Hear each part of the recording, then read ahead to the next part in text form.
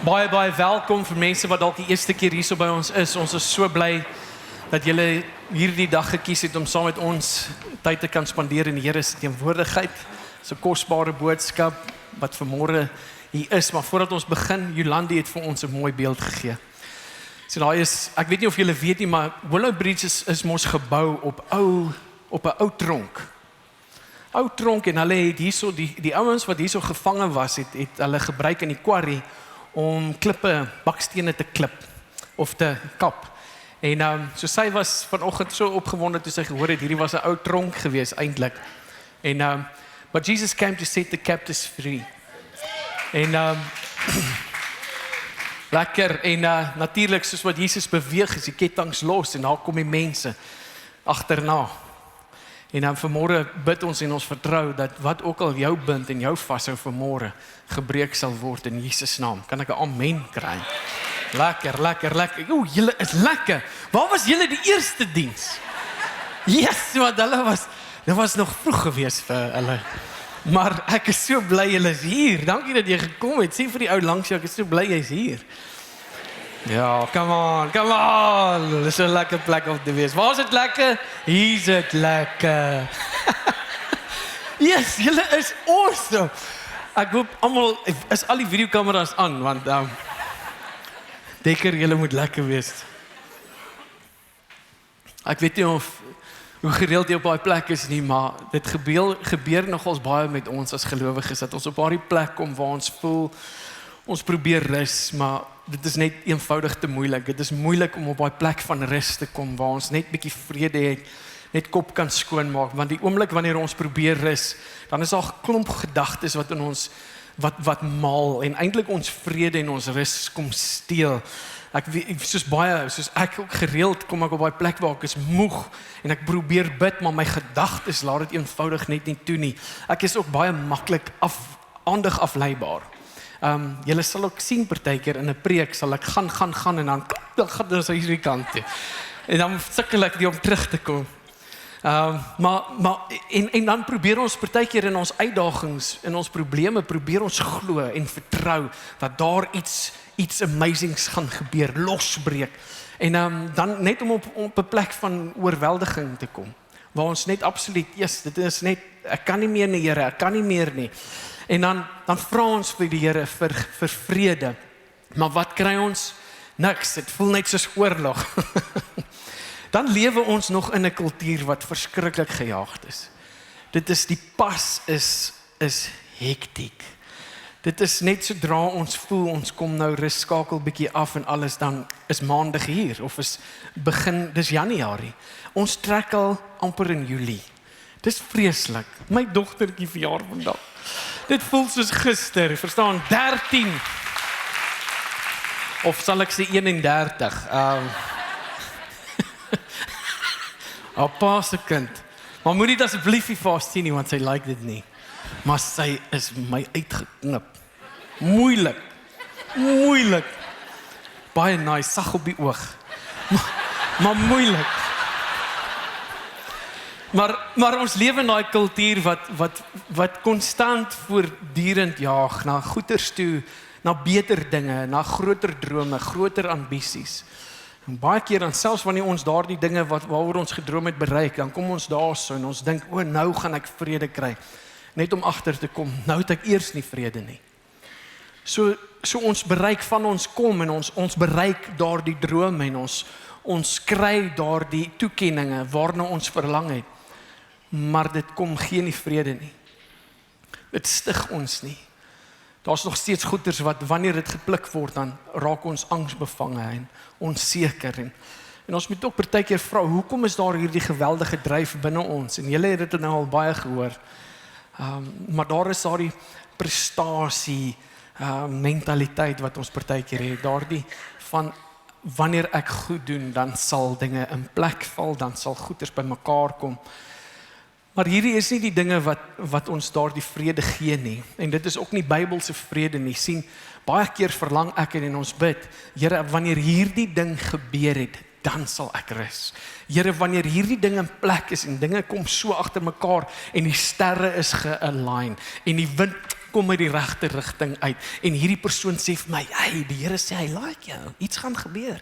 Weet wanneer al daai goeders bymekaar kom en in 'n lyn kom, dan sê ons, nou gaan ek vrede kry. Nou gaan daar iets amazings gebeur. Maar dit is nie Bybelse vrede nie. Die Bybelse vrede kom nie na 'n deurbraak nie. Bybelse vrede gebeur nie wanneer iets goeds met jou gebeur het nie. Bybelse vrede vind plaas in die chaos. Dit is Bybelse vrede. En hy sê, my vrede gee ek vir julle. Maar Here, niks het nog gewerk nie. Hierdie een sit sonder 'n werk, hierdie een het nog nie getrou nie, daai een is nog hierso, hierdie een bly nog in die huis, hierdie een doen dit, hierdie een is nog siek, Here, ek het nog nie aan 'n werk nie. In al daardie dinge is ons veronderstel om vrede te kry. So, tydens Pledge Week op Radio Tygerberg, het ons rondom Psalm 32 gebly en jy weet ons is daar om geld te vra en al sulke goedjies en vir party mense is 'n ongemaklike tema op partykeer.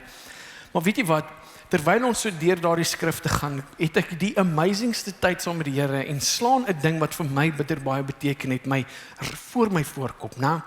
En dit is Psalm 23 vers 5, waar hy sê, you prepare a table before me in the presence of my enemies. Jy sien, nou moet ons met geld insamel en ons moet al hierdie dinge doen en ons bid vir mense en dit is lekker en dit is wow en ons het 'n lekker tyd aan die lig, maar al wat ek wil oor praat is net gou vers 5. Kan ons net, kan ons môre oor 5 en dan wanneer môre kom dan praat ons oor 5, kan ons net môre weer oor per 5 praat. En so gaan ons aan, want daar het net iets my gegryp daarso en een van die dinge is jy moet verstaan, om aan 'n tafel van die Here te sit beteken jy moet genooi wees. Jy kan nie jouself nooi en sê, wel, hier's ek, wow, kom ons doen 'n ding. Hierdie is 'n genooide ding. Hy roep jou uit na 'n verbond of 'n verhouding toe. En wat dit beteken om op daai tafel te sit, beteken verbond.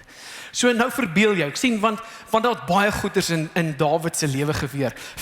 Psalm hoofstuk 1 tot by 23 was daar verskriklike uiterstes. Eendag is hy, prys die Here, halleluja, my God lewe met my God storm ek 'n bende en al hierdie goeders. Dan kom daar 'n volgende hoofstuk en 'n volgende Psalm, dan is dit soos, Here, waar is jy? Hulle haat my. Hulle wil my doodmaak. Here, waar die goed het opgedroog. Die soldate is te min. Here, steek my weg in die rotskeer. Maak hulle oë toe. Steek my so bo gehaas, so by Everest se kant weg, daai hoogte, sodat hulle nie eens daar kan uitkom nie. En dan is dit soos, die Here is my herder. So dit is 'n geweldige op en af lewe. Yes, dit klink of hierdie ou bipolar is. Jy weet, verstaan, hy's eendag goed, die volgende dag gesê, nie dan sê hy weer prys die Here en hy's die ou wat Dawid verslaan het en dan die volgende dag gesê soos ek mens Goliat het my doodgemaak en hy wat wil jy wees, man? Jy's die mekaar, ou Dawid, en dit klink so baie soos ek en jy. Maar kyk gou hier.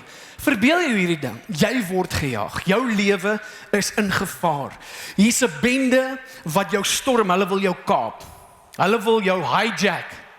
Maar jy weet, as jy net by hierdie ou se huis uit kan kom, dan is jy veilig. As jy net by hierdie ou kan uitkom, net by die garage kan inry, dan weet jy, hy het 'n arsenaal. Dit lyk soos die army se stoorhuis. Nee, dit is gewere en magasyne en dit is net crazy. Die ou is reg vir die zombie apocalypse, nee. Hy het masjiengewere en goeters daar en hy self is 'n Rambo. Hy kyk net na jou, dan het jy seer gekry, jy weet. Sy skade weer, of wanneer hy in die spieël sy tande borsel, kyk daai ou in die spieël weg. Jy weet, hy's daai tipe ou. Hy's net, hy's gevaarlik. En jy weet, as jy by hom kan uitkom, veilig. Nou, julle weet dit nie, maar ek was nie altyd gered gewees nie. En daar was 'n ou gewees, ek onthou 'n Potchefstroom ou brood. Brood was 'n bouncer.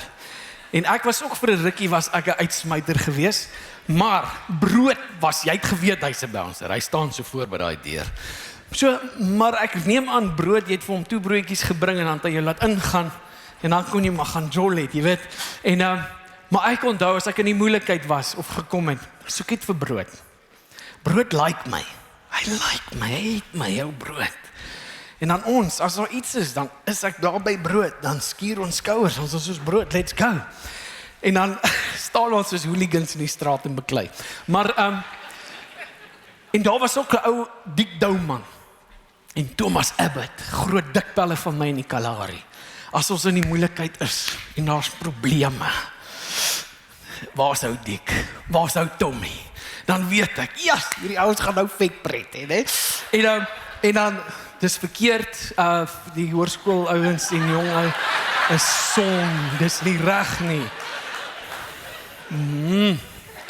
Maar dit was die ouens waartoe ek gehardloop het. Maar hierso, vir ons hardloop ons nou iewers anders heen. Maar nou word ons gejaag. En ons lewe is in gevaar. Iemand wil ons hijack. Iemand of iets wil ons lewe hijack. En hy wil vir ons seermaak. Hy wil ons goeders vat en op die ou einde van die dag, as hy ons het, dan weet ons, o Jessie, kans vir oorlewing is nie goed nie. Die wêreld is wreedagtig. Daar's haat en moord en al hierdie goeders. Maar ek moet by hierdie ou uitkom. En nou ry jy met jou karretjie en jy kom daar. Jy is in die garage. En jy skree, maak toe, maak toe. En jy sê soos, maar die deur bly oop. Die persoon kom uit ingestap. As dit. Jy verduidelik die situasie. Hier's mense wat my jaag, hulle wil my kaap, hulle soek my goed, hulle wil my doodmaak, hulle wil my moord. Jy kom flenters aan want jy het gehardloop na die kar toe. Jy het geval op die teer, jy het seerplekke, jou klere jy lyk sleg man. En nou kom jy daar aan en hierdie ou sê, kom ons eet gou ietsie. Kom ons eet gou ietsie. Dis nie wat jy wil hoor nie. Met al daardie arsenaal, jy wil hê, dis die geluid wat jy wil hoor. Jy wil pins en drops en bomme en goed jy wil hoor. Hier's oorlog. Maar dis nie wat jy gaan hoor nie. Hier hoor jy, kom sit. Kom ons eet gou ietsie lekker. En onmiddellik, weet jy wat gebeur? Teleurstelling in die Here. Here, jy doen nie nou wat ek wil hê nie. Waar's die jippie-kajei? Waar's daai goeders? Niks. Kom ons eet. Ryk jy dit? Ek is al lank besig. Die potteprut. Kokkedore. Nee. En jy hoor, kom sit. Maar dis nie wat jy wil hê nie. Teleurstelling. Groot teleurstelling. En weet jy hoeveel keer word ons teleurgesteld oor uitdagings in ons lewens? Want dinge verander nie en die Here tree nie nou op soos wat ek wil hê hy moet optree nie. Hy doen nie nou wat ek gevra het in gebed nie. Hy doen sy eie ding.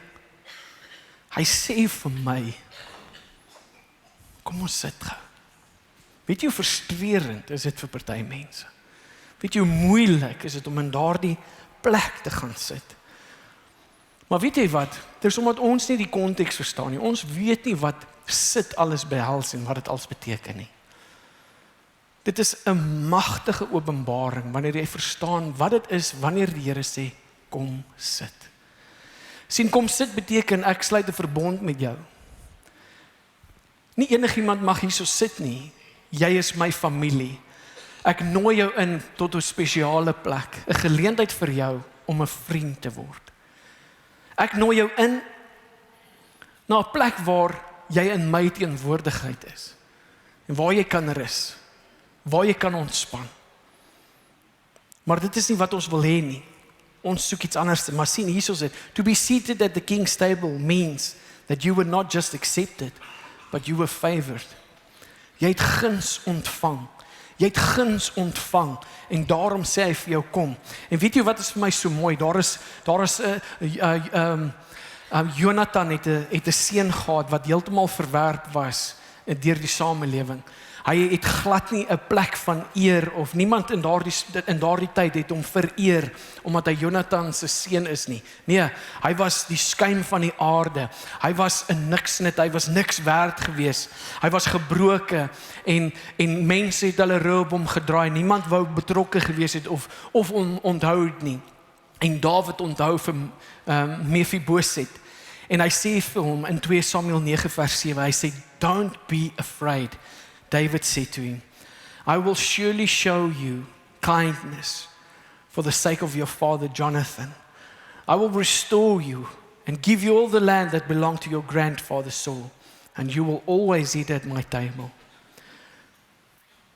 En dit is wat met my en jou gebeur. Ek en jy is geplunder. Ons is gebroke. Ons is in baie mate is ek en jy die gestremdes, want hy was 'n gestremde gewees. Maar God roep hom, of Dawid roep hom, en sê, jy sal hier sit. En in daardie oomblik was dit niks wat hy gedoen het, wat daardie plek van eer gegee het nie. Dit was 'n verbond wat gesluit is. En in Jesus Christus het ek en jy hierdie verbond gesluit. Jou geloof in God het dit vir jou 'n plek aan die tafel gegee, waar God sy genade oor jou wil uitgiet. En dat jy welkom is in sy huis. Efesiërs 2 vers 6 sê die volgende, hy sê, God het ons saam met Christus opgewek, en ons saam met hom laat sit in hemelse plekke. We are seated with Christ in heavenly places. En dit is 'n kosbare stelling daardie, maar dit is ene van rus. En weet jy wat, kom ek agter? In die tye wanneer God sê, rus, wil ons werk. En die tye wanneer ons wil of moet werk, dan wil ons rus. Want dis Afrika. Wanneer jy moet werk, nou wil ons rus. Nou sit ons agteroor. Want dit is mos nou 8 uur, dis nou tea time, dis nou dit, dan is dit nou lunch time, en dan sal ons miskien tussen 3 en 4 gou spring en iets doen. Dit voel vir ons so. En weet jy wat, kom ek agter, hoekom is dit so agterste voor vir my en jou?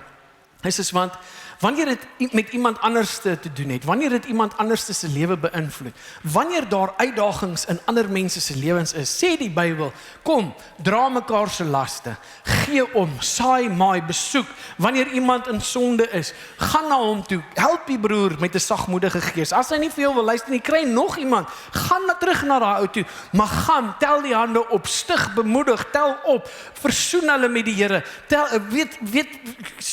maak die wonde skoon met olyfolie en al sulke goedjies, dan moet ons werk. Maar sien, wanneer dit met iemand anders te gebeur en nie met my nie, dan rus ek. Want dit is mos nou nie niks met my uit te waai nie. Ek wil nou nie inmeng nie.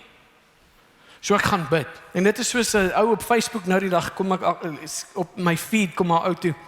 En hy sê nou die dag, gaan hy na sy pastoor toe, en hy sê vir die pastoor, hy sê, luister, hierdie mense sukkel geweldig, kan ons hulle 'n bietjie help met ietsiekie? En die pastoor sê, broer, ons sal vir hulle bid. Net later, 'n paar maande later, kom die pastoor, staan ry hierdie ou wat na hom toe gegaan het, en bestuur in sy motor, en sê, daar staan die pastoor langs die pad. Hey, pastoor, wat gaan aan? Ek sê, broer, jy sal nie glo nie, daar's fout met die instrumente, want hy het nie vir my gewys, hy's op MD nie. Kan jy my help? Pastoor, ons sal vir jou bid. Maar dit is die gevoel wat ons partykeer kry. Maar laat dit net met jou gebeur. Dan maak ons 'n beroep. Hoi! Stuur WhatsApps nou. GebedsketTINGS nou. E-mails, Facebook, Instagram, X. Stuur 'n boodskap, stuur die duiwe as ons moet. Kom ons doen net iets, maar laat weet hulle ek sukkel. As dit oor jou gaan, nou wil jy in allerhande werke inspring, en almal moet spring en opstaan, en soos een moet ons opstaan en mars na jou toe om jou probleme uit te sorteer. Maar toe iemand anders in die moeilikheid was, toe sit ons met ons handjies gevou, en ons kyk net en ons hoor, het jy al iets gehoor daar, wat gaan nou aan? Nee, ek hoor, het gaan nie goed nie. Wat is dit? Ja, wel weet jy wat, daai mense het verskriklik baie sondes. Jy moes nou die dag gehoor het, wat sê sy van my? Jette, die girl, ek sê vir jou, sy is Satan se freaking mistress, as jy my sê.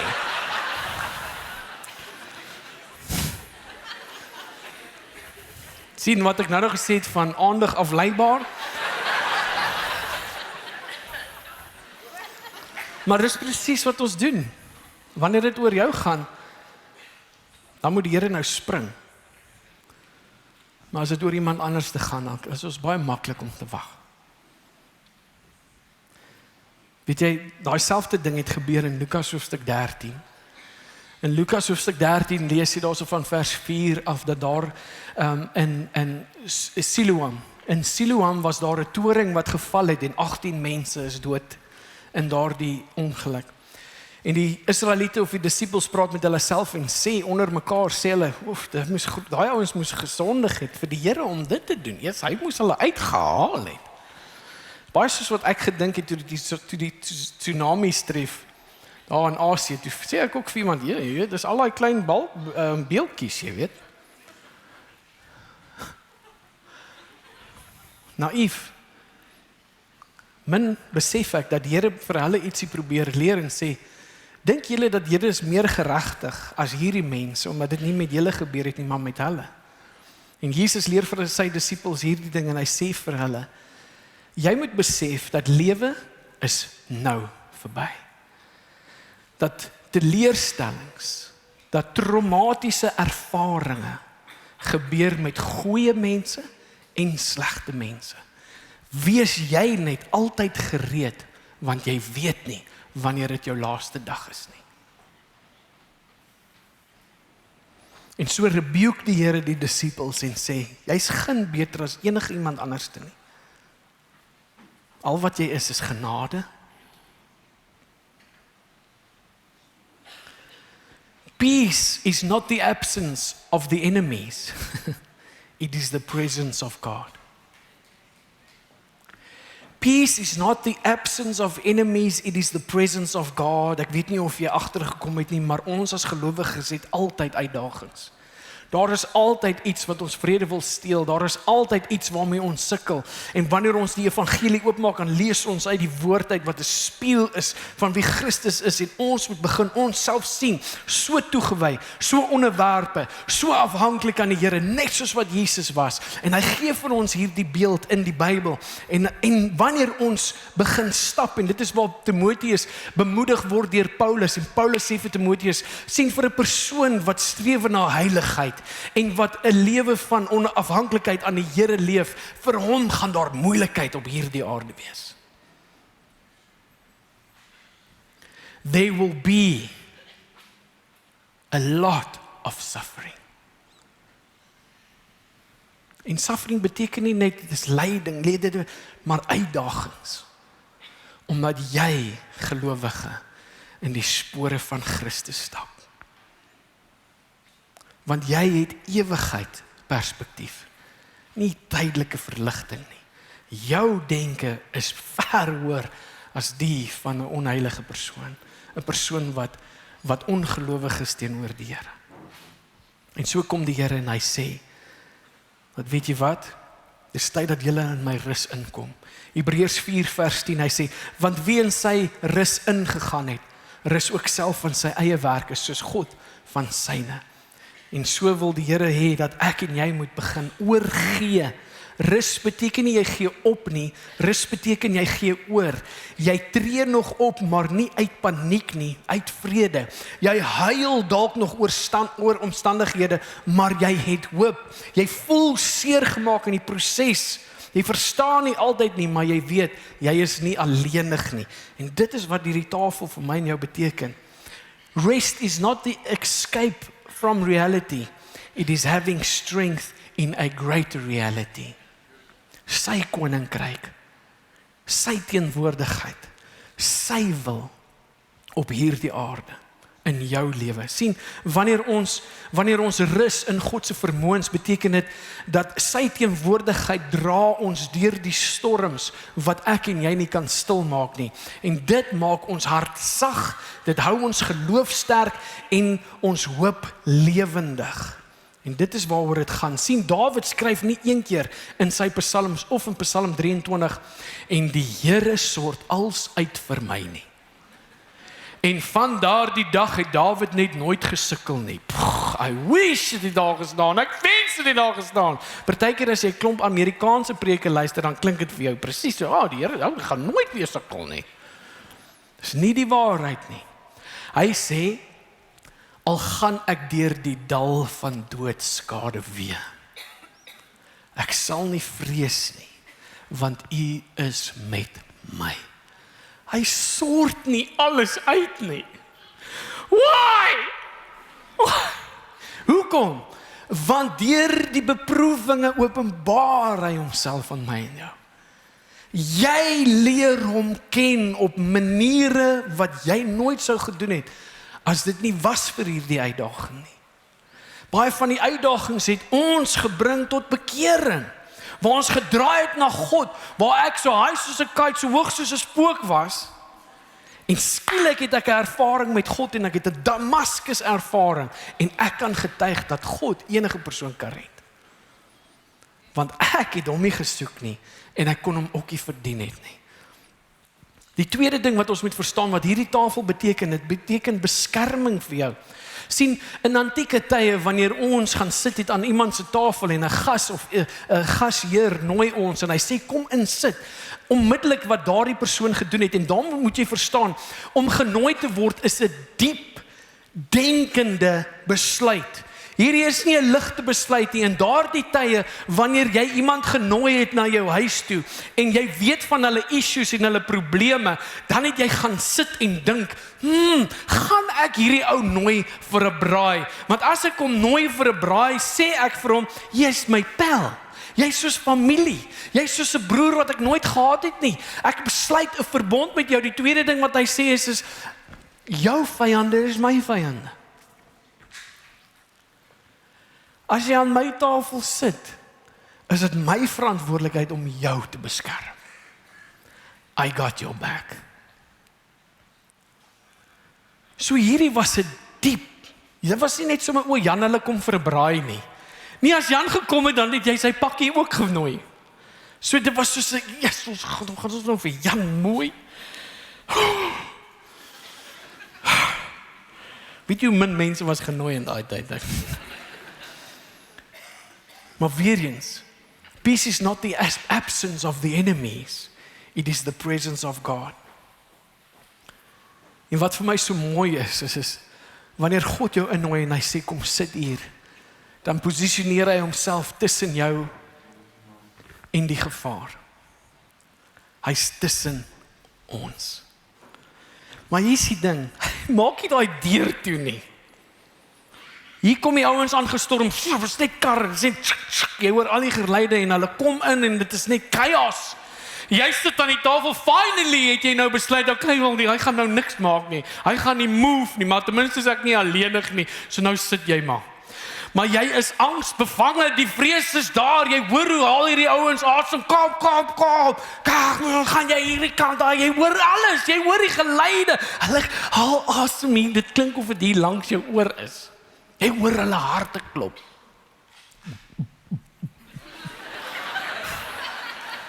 Dis crazy. Jy sit.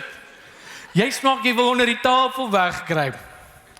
Wat doen die Here? Hy sit. Die ouens kom ingestorm. Maak niks nie. Like a cowboy style. Maar niemand skiet nou nie. Wat probeer Dawid vir ons sê? I prepare a table for you, even in the presence of your enemies. Let mooi, nie sy vyande nie. Is niks vir hom nie. Here, wat probeer jy vir ons leer? Want weet ek is sukkel. Maar is iets wat jou vrede kan gee. Sien, Kolossense hoofstuk 2 vers 15. Nou laat ek eers na Matteus 12 toe gaan, ekskuus. Matteus 12. Luister mooi hoe hierdie ding my lewe so verander, dat ek nooit ooit weer iets gaan doen wat ek nog altyd gedoen het nie. Matteus 12 vers 29 sê, Jesus beskryf aan die disippels, wat gebeur wanneer jy in 'n sterk man se huis ingaan? Jy gaan 'n sterk man se huis in, wat is die eerste ding wat jy moet doen? Bind hom vas. Maak seker, die ou se hande is aan agter sy rug en sy voete en alles is bymekaar. Dan kan jy alles vat, net wat jy wil. Maar sien, hierdie is nie God wat vir ons probeer leer hoe om duiwels uit te dryf nie, want dit is baie keer wat ons doen. Ons gebruik hierdie vers om vir ons te leer as gelowiges hoe om 'n duiwel, 'n demoon uit te dryf. Maar dit is nie wat God in konteks vir ons probeer leer nie. Hy probeer ons oopmaak en sê, Wel, as jy dan 'n sterk man gebind het, en jy kan dan in sy huis ingaan en alles roof wat vir hom belangrik was. Kan julle nie sien dat ek is besig om blinde mense se oë oop te maak? Dooies uit die doodheid op te wek. Die melaatses gesond te maak. Ek is besig om soveel chaos te veroorsaak in hierdie wêreld wat aan Satan behoort. Ek is die sterk man wat hom mak gemaak het, want kyk hoe plunder ek sy huis.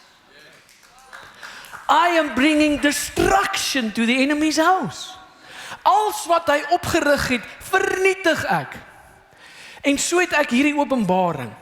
As ons die hele tyd goed wil bind, dan bid ons uit 'n plek van geen gesag.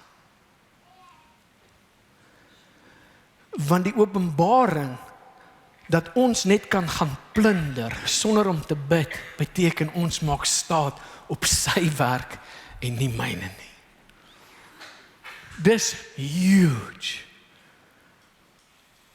Want hy sê, gaan dan heen, maak disippels van al die nasies, doop hulle.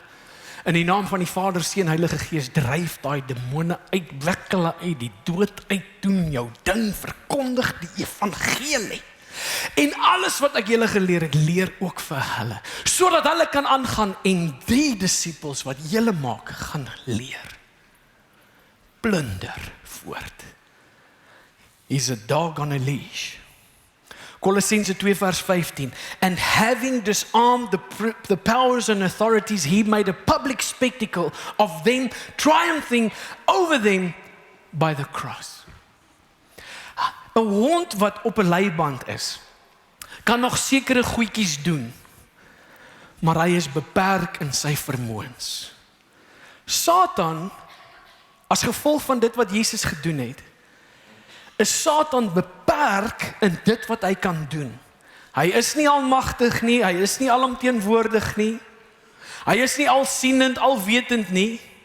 God is almagtig, alteenwoordig, alwetend, alwysheid, alles. Hy is amazing. Satan is beperk. En die rede hoekom die Here nie eens opstaan wanneer die vyand daar inval by die deur nie, is want God oorheers hom net met sy teenwoordigheid. Alles wat hy doen is onder die gesag van die Here. En wat ek nou daarmee bedoel is God oorheers hom. Met ander woorde, niks is sonder God se wysheid of kennis nie. So vertrou wat ook al hy nou toegelaat het in jou lewe. Trust him. Vertrou hom. Dinge is nie, Here, soos wat ek het wil gehad het nie. Ek wil jy moet dit doen. Hy doen nie. Rus in die openbaring dat hy is alwetend, alwysheid. En sy planne en sy weë is ver bo ons weë. Sy doen en late is ver bo wat ons insig het om te verstaan en te weet hoekom hy hierdie goeders doen of toelaat. Maar jy moet weet, he's a dog on a leash. Hy kan kom en hy kan probeer vernietig, maar hy kan nie, hy mag nie. Dit beteken nie dat daar nie beproewinge gaan wees of uitdagings gaan wees nie. Dit beteken nie dat jy nooit weer deur goedjies gaan of nie mag gaan of dit of dat nie. Nee, maar dit wel beteken dat God reeds oor alles heers wat gebeur. God heers al klaar oor alles wat op hierdie stadium toegelaat word. En dit is veronderstel om jou vrede te gee. Want God is 'n goeie God. Dit is veronderstel om jou waardigheid terug te gee. Want hoeveel keer het hy vir ons gesê dat as gevolg van die goeters, die chaos, die sondige patrone in jou lewe, dit is hoekom. Daar gaan altyd gevolge wees, hoor my mooi. Jou gehoorsaamheid het gevolge, of jou ongehoorsaamheid. Maar, nie alles wat met ons gebeur, het ons veroorsaak nie.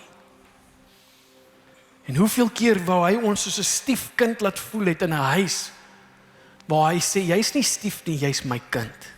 Ek het jou aangeneem. Hy gee ons identiteit terug. Kyk hoe plunder hy die huis van Satan. Hy gee vir ons vrede wanneer ons nie vrede moet hê nie. Wanneer niks sin maak nie. Hy gee vir ons waardigheid terug. Hy gee vir ons identiteit terug. Hy is die hele tyd besig om Satan se huis te plunder, want die vyand is soos 'n hondjie op 'n leiband. Wat gebeur nog wanneer ons aan hierdie tafel sit? Beteken jy word uitgenooi om iets te ervaar. Taste and see that God is good. Taste and see. Dit praat van proe, praat van 'n ervaring. See beteken daar is understanding wat plaasvind. Dit is iets wat jy ervaar en as gevolg van hierdie ervaring is daar begrip. Daar is openbaring. En dit is wat vir my so amazing is. Jy weet toe Justine in 2021 siek geraak het en sy vir 3 jaar nie haarself was nie, waar sy siek was hierdie die openbaring wat God vir my gegee het daai tyd. En ek dink dit is hoekom dit so resoneer met my gees. Want die Here het nommer 1 nie gedoen wat ek gevra het nie. Hy het nie opgetree soos wat ek gehoop het nie. Ek het ingehardloop en ek het sekere goeders verwag. Sort dit uit en dit het net nie gebeur nie en ek het gehardloop en ek het begin vra, wat kan ek doen? Wat kan ek doen? Waar kan ek gaan? Waar moet ek repent? Van my tot my Adam, waar moet ek sorry sê vir wie wat ook al gedoen het? Want gee, hoes, ek kan nie meer so aangaan nie. En so het ons aangegaan en skielik eendag kom die Here en ek kry die openbaring uit Galasiërs uit. En ek rus. Mense druk my, hulle verstaan nie, wat gaan nou aan, hoekom doen jy niks nie? Is jy nie lief vir jou vrou nie? Ja, as ek was, het ek 40 dae gevas, en die 40 dae voorbij was, niks gebeur nie, nog 40 dae gevas, en dan hardloop na die ou toe, gaan na die ou toe, doen hierdie, ons moet daai kry, ons moet hierdie doen, en allemaal wil help, maar ons hardloop in werken, en ons hardloop in sekere dinge, en God sê, partykeer moet jy iets doen, maar partykeer is geloof, sit en bly stil. Sit en sit op eet jou kos. Hoe werk dit? Wel, as jy alles gedoen het wat jy kon doen en niks het verander nie, dan probeer hy vir jou 'n punt gee. Shh. Die wat op die Here wag, kry nuwe krag. Hulle sal opvaar.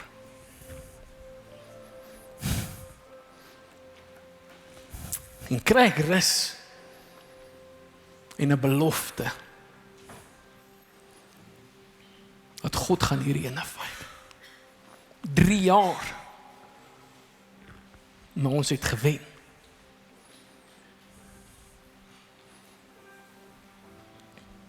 Partykeer is rus nie om in aksie te gaan nie. Partykeer is die grootste openbaring van geloof jou gehoorsaamheid om te sit. Die grootste daad, geloofsdaad wat jy partykeer kan doen, is sit. Jesaja 40 vers 31, those who wait upon the Lord shall renew their strength. Exodus 14:14, the Lord fight for you. You need only to be still. Psalm 36 vers 8 en 9, they feast on the abundance of your house. You give them drink from your river of delight. Openbaring 3 vers 20, behold, I stand at the door and knock, I will come in and eat with him and he with me. Song of Songs, he brought me to the banqueting house and his banner over me was love. 'n metafoor vir 'n intieme verhouding. Ek het hulle gevra om nog enetjie by te gooi. Kan julle gou daai enetjie opsit? Luister wat sê hy daarso. This is what the sovereign Lord, the Holy One of Israel says, in repentance and rest is your salvation. In quietness and trust is your strength. But you would have none of it. Ons wil werk. Ons wil werk. Kom sit, ek nooi jou. Nee, ek kan nie nou nie, ek moet iets doen, want jy wil niks doen nie. Kom sit. Relax. Hoekom?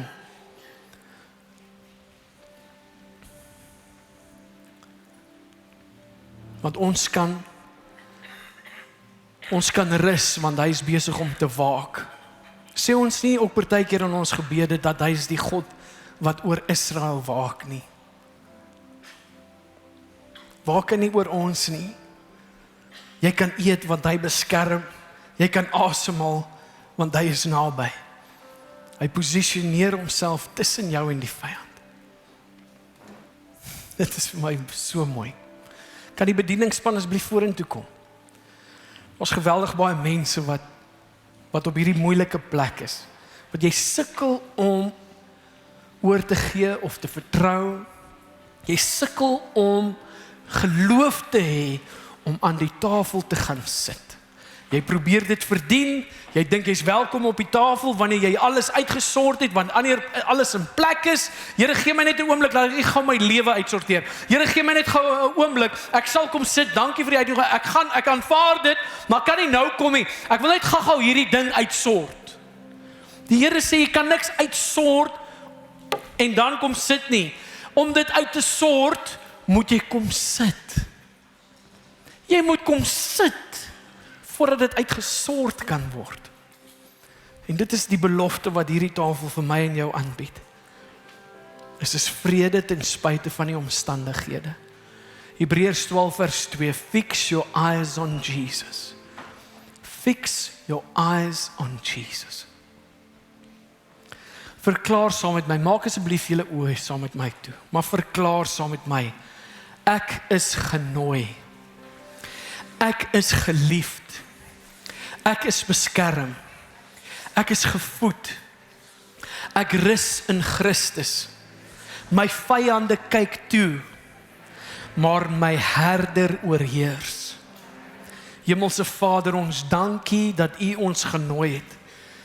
Here, dankie dat U vir ons vrede gee in die storm, in die uitdaging, in die onsekerheid. Nie wanneer dit afgehandel is of wanneer daar nie meer probleme is nie.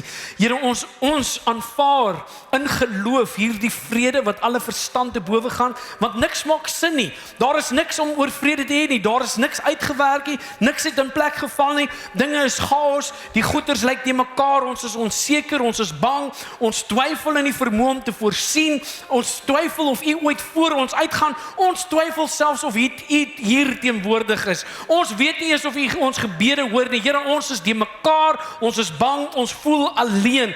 Maar U sê vandag, kom, sit. Ek sal vir jou rus gee.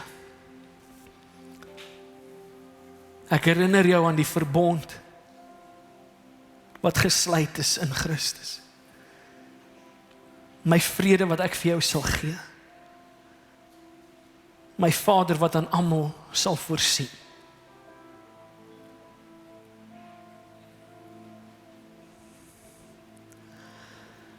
Dankie dat ons vyande sal toekyk, hoe ons ten spyte van die uitdagings en die druk, vreugde en dit in oorvloed sal hê. Dat ons sal eet en smaak en proe en sien hoe goed en hoe groot en hoe wonderlik en hoe magtig ons God is. Want Christus het klaar oorwin. Leer ons om te rus. Leer ons om te sit en te vertrou in wie U is.